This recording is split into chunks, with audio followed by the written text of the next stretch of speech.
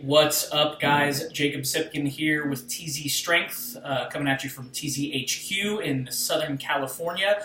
I want to talk to you today a bit about how to organize strength training effectively, really for any sport, but in particular, I want to talk about a common mistake I see in a lot of CrossFit programs. CrossFit programs, especially over the last 4 or 5 years, have done a much better job of incorporating well-organized, well-designed strength training. But they miss out on some key variation. CrossFitters tend to get a lot of variance from exercises. So you'll switch from back squat to front squat. Maybe you'll do pause squats, anything like that. But we don't get as much variation when it comes to the phases of training. And that's really, really important. Now, exercise variation can be useful, but it doesn't necessarily create the changes in stress that we really want, and those are going to be achieved with appropriate phasic structure. Now, phasic structure is just really another way of saying periodization. We're going to organize our training into deliberate blocks, which have a specific goal, which contribute to the next block of training. When it comes to strength development, there's basically 3 blocks. We've got hypertrophy, so the building of new muscle mass, new tissue. We've got a strength block. That's going to be actually starting to actualize that new tissue, effectively teaching it to produce more force, and a peaking block. And peaking is basically skill acquisition and practice at 1 rep max loads, okay, or close to 1 rep max. What you need to understand is that the hypertrophy block going to be basically sets of 8 to 10, strength basically sets of 4 to 6, peaking basically sets of 1 to 3. That's a bit simplistic, but that more or less covers it. And if you do nothing other than, say, 4 weeks of sets of 8 to 10, 4 weeks of sets of 4 to 6, 4 weeks of sets of 1 to 3, repeat, you'll probably make pretty good progress just doing that.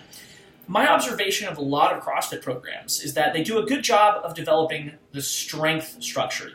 A lot of focus on sets of 4 to 6, but they miss out on some of the key benefits of the hypertrophy range, 8 to 10 reps, and the peaking range, 1 to 3 reps. Some of those benefits are discrete. What I mean by that is that there are benefits of squatting sets of 8 to 10 for their own sake, especially for a sport like CrossFit. Benefits of squatting sets of 4 to 6, sets of 1 to 3, because in the sport of CrossFit, you never know what you're going to need in competition, and having a wide variance of ability across rep ranges is really, really valuable. But there's also, maybe more importantly, a lot of cumulative benefits. The hypertrophy phase has a powerful effect by building muscle mass. And when we build that mass, we now have more muscle with which to produce force. So when we move into the strength phase, we can teach that muscle to produce force with more contractile tissue and therefore higher force production.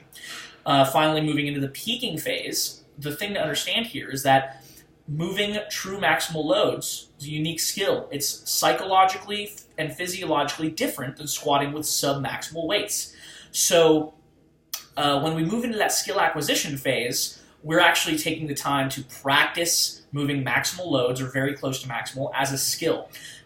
Quite frequently, I've had athletes come to me and say, I've PR'd my 5 rep, 3 times, but it's not impacting my 1 rep, or the gain's not proportionate. I put 15 or 20 pounds on my 5 rep, my 1 rep only went up a few pounds.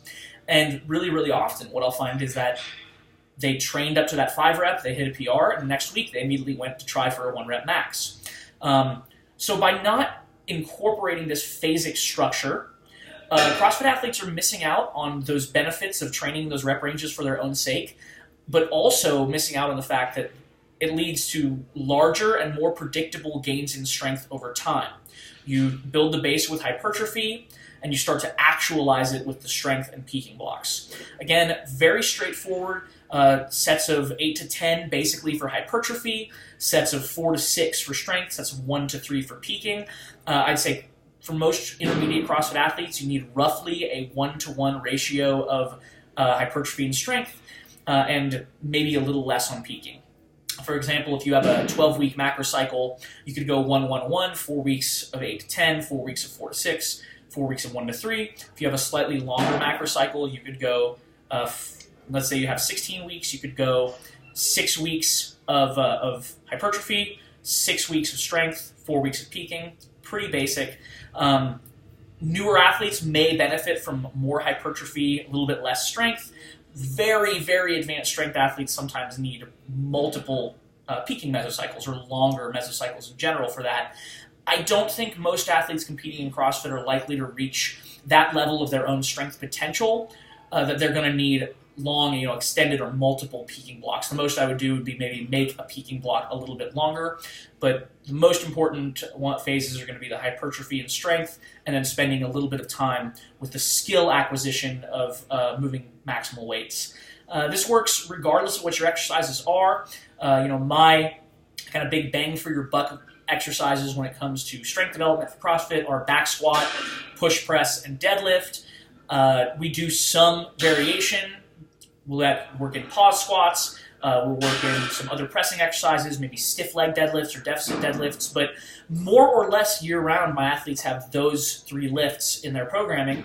And the variation comes from the phasic structure, not so much from changing the exercises. It seems to me, and we've had a lot more success with keeping the exercises more or less the same most of the time, with just a little bit of variation, and then really, really focusing on developing a sound phasic structure.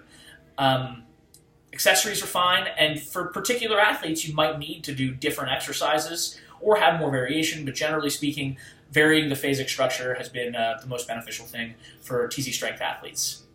Some recommended resources on these subjects: the book Scientific Principles of Strength Training. It's by Dr. Mike Israetel, Dr. James Hoffman, and Chad Wesley Smith.